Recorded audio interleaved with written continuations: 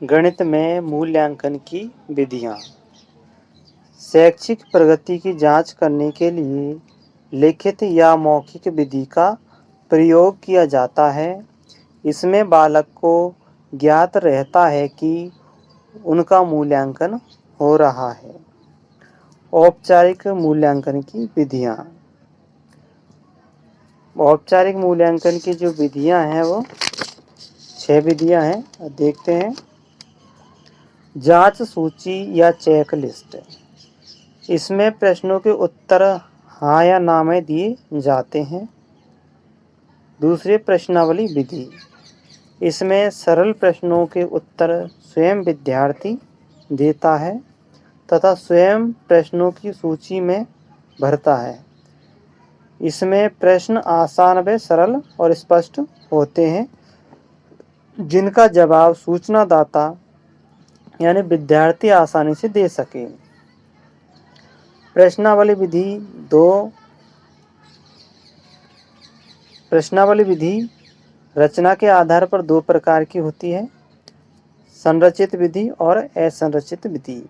संरचित विधि में प्रश्नों का पहले ही निर्माण कर दिया जाता है और असंरचित विधि में प्रश्न तुरंत बनाए जाते हैं।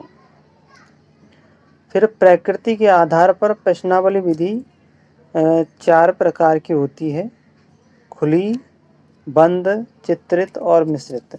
खुली प्रश्नावली में प्रश्न खुले होते हैं, सबके सामने होते हैं, और बंद प्रश्नावली में प्रश्न लिफाफे के अंदर जाते हैं, और चित्रित प्रश्नावली में प्रश्न चित्रों के रूप में दिए जाते हैं, और मिश्रित प्रश्नावली में लिखित और चित्रित दोनों प्रकार के होते हैं।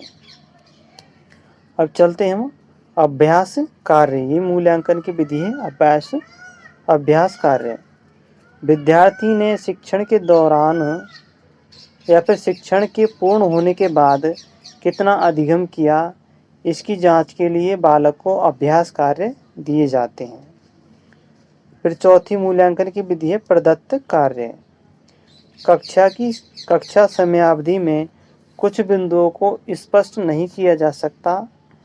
ऐसे बिंदुओं को स्पष्ट करने के लिए बच्चों को प्रदत्त कार्य घर पर दिए जाते हैं, और ये 3 प्रकार के होते हैं। कक्षा पाठ विस्तार, यानी कि इसमें बालक को घर पर पाठ पढ़ने को दिया जाता है। स्वयं मूल्यांकन, यानी बालक को कुछ कार्य दिए जाते हैं घर पर, जिससे बालक का स्वयं मूल्यांकन हो जाता है कि बालक ने जो पढ़ा वो कितना सीखा है वो कितना याद है। और विशिष्ट प्रकरणों का विस्तृत अध्ययन, यानी बालक को कुछ विशिष्ट टॉपिक दे दिए जाते हैं, वो बालक घर पर उनको विस्तार से पढ़ता है।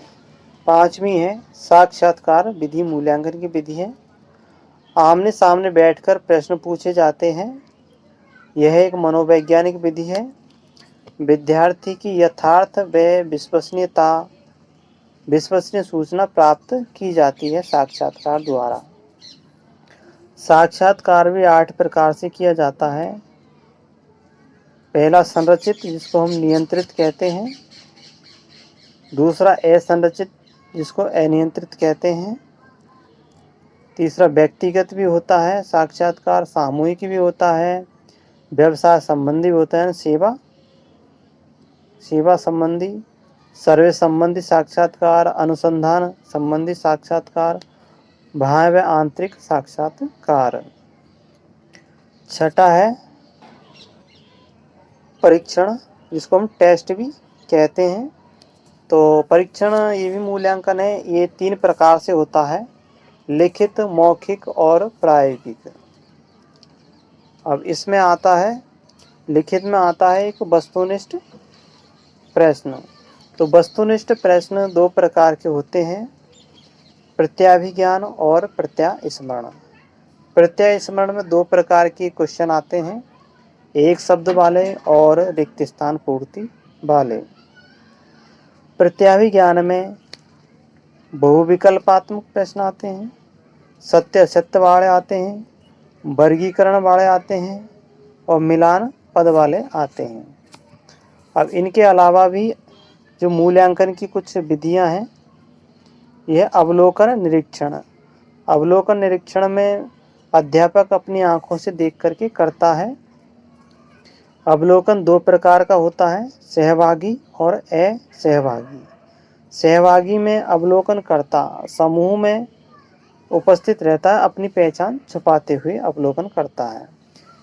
असहभागी विधि में अवलोकनकर्ता छुपकर अवलोकन करता है किसी दूसरे स्थान से। संवाद विधि है अगली, संवाद विधि, इसको वाद विवाद विधि भी कहते हैं।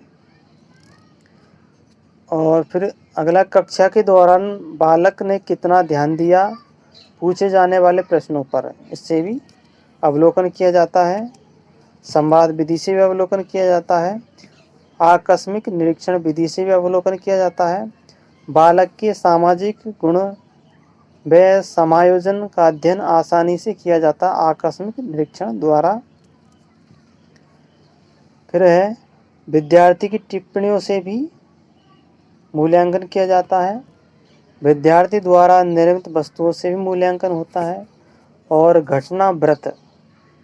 घटनाव्रत विद्यार्थी की विशेष घटनाओं को अंकित करके उनसे बालक का मूल्यांकन कर लिया जाता है। ये हमारा मूल्यांकन की जो विधियां हैं, ये टॉपिक पूरा हुआ। साथियों, वीडियो को लाइक करना और चैनल को सब्सक्राइब कर देना।